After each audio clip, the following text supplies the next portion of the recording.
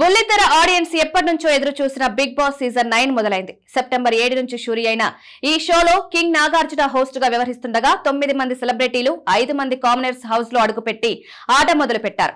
ఆరంభం నుంచే big boss రసవత్తర పోరు మొదలైంది. ఈ ఆటలో సోషల్ మీడియాలో ఇన్ఫ్లుయెన్సర్లతో పాటు సామాన్యులు కూడా ఉండడంతో జనాల్లో ఆసక్తి నెలకొంది. అందరూ అనుకున్నట్లుగానే జబర్దస్త్ ఫేమ్ రీతూ చౌదరి ఈసారి హౌస్ లోకి ఎంట్రీ ఇచ్చింది. రావడమే తనలోని బోల్డ్ యాంగిల్స్ చూపిస్తూ ఆటలో అట్రాక్షన్ అవుతోంది. సోషల్ మీడియాలో కాకరేపే ఫోటోలు వదులుతూ రచ్చ చేసే రీతూ చౌదరి బ్యాక్గ్రౌండ్ చాలా మందికి తెలిసుండదు.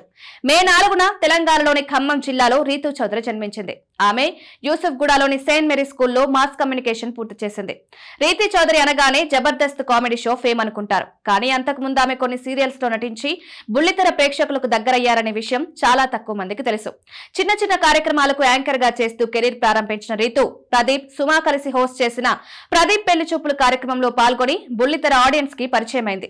ఆ తర్వాత ఆడదే ఆధారం, గోరింటాకు, గిరిజా కళ్యాణం, రామసక్కని సీత, సూర్యవంశం, ఇంటి గుట్టు లాంటి సీరియల్స్ లో నటించింది. ఆపై జబర్దస్త్ ఎంట్రీ ఇచ్చి తన కామెడీ టైమింగ్ తో ఆకట్టుకుని పాపులారిటీ సంపాదించింది. ఇదే ఫేమ్ తో తాజాగా బిగ్ బాస్ తెలుగు సీజన్ 9 లో ఆఫర్ పట్టేసి హౌస్ లోకి అడుగుపెట్టింది.